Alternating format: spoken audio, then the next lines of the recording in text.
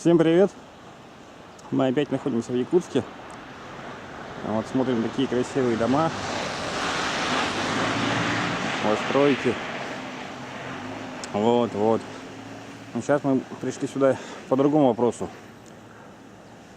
Мы сейчас зайдем в гости, да, по адресу Петра Алексеева, 85/9. Тут проживают люди. У них ночное отопление, это почти центр города. Ну вот такой вот домик печальный, говорят, 30-го года постройки. Почему он тут и как там люди живут, мы это и будем уточнять. Это Якутск, 21 век. Да, и вот так вот мы поднимаемся с ведрами, туда воду таскаем. С колонки приносим. Куда? Приносим с колонки воду с ведрами на крышу, чтобы залить отопление внутрь. Когда вот завоздушит это все, залазим, спускаем воздух и ведрами наливаем в расширитель. Прям как заброшенная деревня. Дворик такой, смотри, он. Угли, которые с печки вытаскивают. Сени такие. Сюда надо передачу «Орел и решка». Здравствуйте. Да, здравствуйте. Это мы. Проходите, пожалуйста. Ну, показывайте. Ну, Какая со стороны вы смотрели, у вас там вообще печаль. Дом у нас 30-го года постройки. Вот. Это уже у нас идет перестрой. Он отходит, мы каждый год вот пеним, запениваем, потому что невозможно дует, холодно все. Вот даже здесь можно посмотреть, пожалуйста, как он отошел, тут даже видно. Кулак проходит полностью насквозь. Благо, что это в комнате. Потолки садятся, это все, дом старый, отбитый. Как можем, так, в общем, ремонтируем, содержим его. Здесь вот протекает тоже крыша, потому что туда и сюда ходит. Это постоянно у нас, как начинается весна, у нас стоят тазики.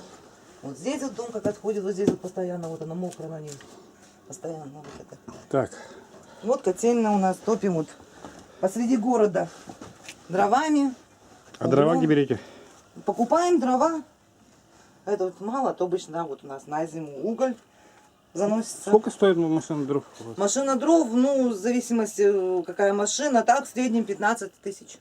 15 тысяч. Сколько вам хватает это? Ну, на зиму мы берем 2-3 машины дров. То есть где-то на 3 месяца условно, да? На 4? Да, ну нет, если 2-3 машины, нам, в принципе, с расчетом того, что мы закупаем еще уголь, у нас вот, допустим, 9-10 тонн мы берем, это 20-25 тысяч.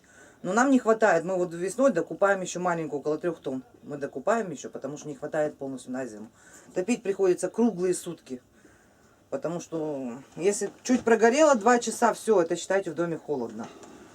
Вот. Расширитель у нас находится наверху, поэтому когда завоздушивает, нам приходится наверх туда заходить. Здесь у нас стоит там кранчик, мы спускаем воздух. Угу. Здесь у нас условий никаких, это у нас как бы и душ, да. Тут у нас такой туалет, тут у нас душевая, это мы ставим тазик, значит, и ковшиком сверху. Вот, почти евро. Почти евро, да. Это вот потеки, это то, что здесь, это сейчас потеплело на улице, у нас растаяло, так обычно лед стоит. Угу. Обычно у нас это все во льду.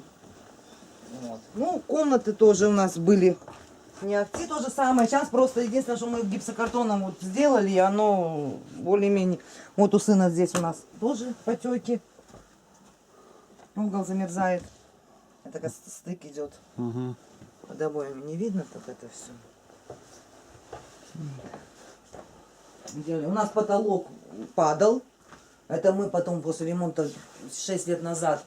У нас стояла тут полочка специально такая сквозная, чтобы поддерживал потолок, чтобы не упал детям на голову. Зимой, летом 7 лет назад, да, лет 7 назад, пришлось снимать, там потолок был 3 слоя земли.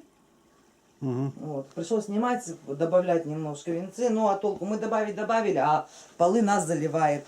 На круговую сделает дорогу, отсыпается, в общем, вся вода течет к нам. Вот. И чтобы не затопило комнату, у нас в первую очередь в котельную попадает вода, и чтобы комнату не затопило, нам приходится выкачивать постоянно воду, чтобы сюда вода не попадала. Ну так старшие дети выросли в таких условиях тоже. Сейчас младшая вот растет. 3 года был у него уже хронический бронхит из-за сырости, из-за холода. Ну, вот ходим одетые постоянно, это раздеться невозможно. Обутые, одетые зимой. Спим тоже, можно сказать, одетые, холодно. И вот ребенку был уже хронический бронхит. 3,5 года она перенесла у меня двустороннее воспаление легких 2-й раз. Постоянно на таблетках. Мы день-два в садике, неделю-полторы дома лечимся вот из-за этого. Вот. Сама вот последние 2 года, сама на больничной в основном, потому что тяжести, потому что холодно, вот это вот, жить таких невозможно. И нам как?